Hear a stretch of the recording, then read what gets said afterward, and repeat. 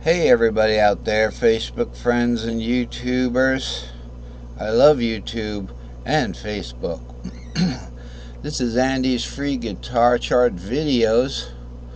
Charts for video for chart number 49, 50, 48, 49, 50, and rather 58, 59, 60 rather. On YouTube, the things I mentioned are about where we're at today because I'm about 10 lessons behind. So I want to share what I know with you today about the guitar, and this is brought to you by your PC device or whatever. You don't have to come to Andy's. Um, and It's just going to give you an idea of what's going on so that someone who's been playing guitar for 30 years, not professionally, but just as a hobby, and also piano for 50 years, um, more than just a hobby, a love and a dedication, a devotion kind of thing, can share with you what I know, and it gives you some ideas to get going on some different things. There's a lot of different approaches to music. I have my own approach that I've been working on lately in the past couple of years. Now, so we'll be getting to the pattern. It's the pattern approach. And the pattern approach, as you may have heard in my previous videos, um, came out of the pentatonic scales, okay? The C, the A from the Cage system, right? The G, the E, and then the D one.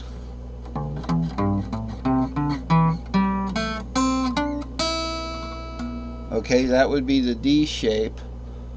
Hopefully.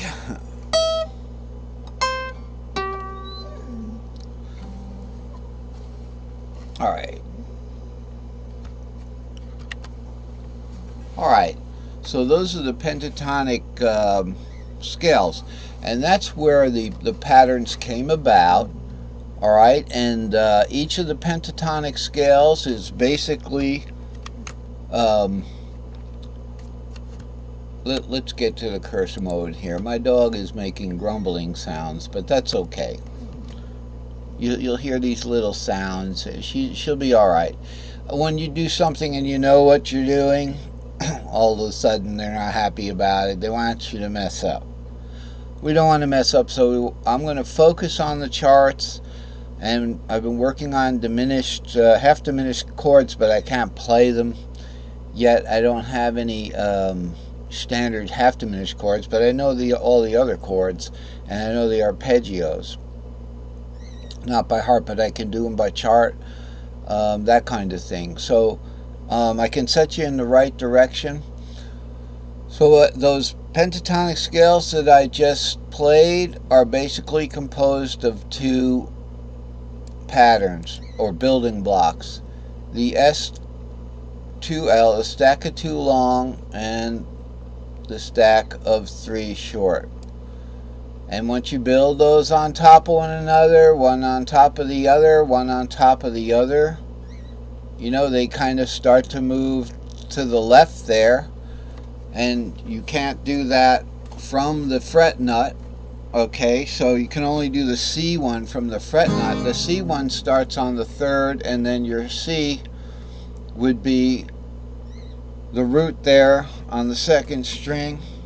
Of course, my guitar is down tuned 2 whole notes, so my C is up here. All right, and then I'd have to put the capo on, okay, and so it'd be E, G, A, C right there for me. And you'll find that it's just important to learn these. I'm pointing at them, but these patterns, okay? So you just use the building blocks to put the patterns together. They're sequential: 3, 4, 5, 6, 7 root 2 3 4. You know, root goes to 2 3 4. These are the scales. Okay, they're not just numbers, because there's the accidentals would be in there, but they're not necessarily accidentals unless you're in the key of C, right? You could be in any key. This could be the third of any key. It's just in the cage system where we start on the fret nut. Okay, but you know, I'd put a capo here. Okay, somebody's always trying to start something. You know, this is your C here.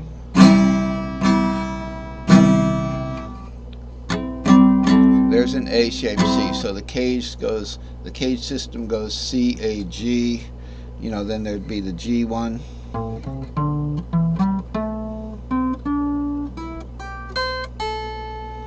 Okay. So that what I just did was this box up here. Okay, but it's warped over with the tuning warp. So that's just a little background, because we have to move along to get to the good stuff today. The good stuff. Alright, so let's zoom out a little bit. Now this is the modes, what I've been doing for the last few days and working on it.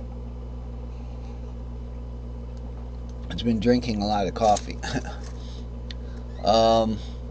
We have the modes. So here's the cage, C, A, G, E, D. Alright, and then we have the C mode is there from the 3 to the 5. And then the A mode is like kind of windowed in with the C a little bit, but it has to go and include this A. And we'll see that in the next chart. We'll see how the A mode will include also the 4th, because this is the A cross D cross E shape of the tonic, the 4th, and the 5th. So let's look at C. It'd be a C-shaped C, okay, plus an E-shaped F, and that would start a half fret up there, and then a G-shaped G. So it's C, E, G. These big letters here are actually down here. All right, E-shaped, G-shaped, and C. The thing is, we use the E shape, but we move it up. So the 4th would be what? In numbers, the 4th is actually 4, 6, and root. Okay, so in the E shape, the 4th would be 4, 6, and root. Okay, so it'd be in the second inversion, it'd be root 4 and 6 right there. So it'd be right there, root 4 and 6, root 4 and 6. That's the E shape of the 4th. Okay, isn't that easy, the 4th? And now for the 5th, we have the G shape of the 5th. All right, and if you look at if you look at up here a pentatonic scale, we went from the E shape of the 4th to the G shape of the 5th. Guess what the 6th is going to have? An A shape. So we look at the 6th in the C box here. This is the C cage.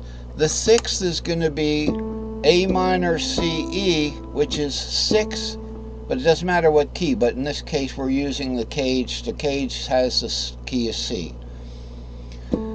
It's the 6th, the root, and the 3rd. Where's the 6th, the root, and the 3rd? In this box right here. Okay. Now you know the 6th is going to be the 6th minor. So right there, right here, right? All right. In your guitar, you'll just be able to play it on the neck down here. So this is the 6th, the 3rd, and the root. All right, so we have the root. The root chord is root 3, 5, root. Okay, the second is the D minor, which is 2, 4, 6, but in inverted it's 6, 2, 4. That's your D minor shape. That's a little harder to play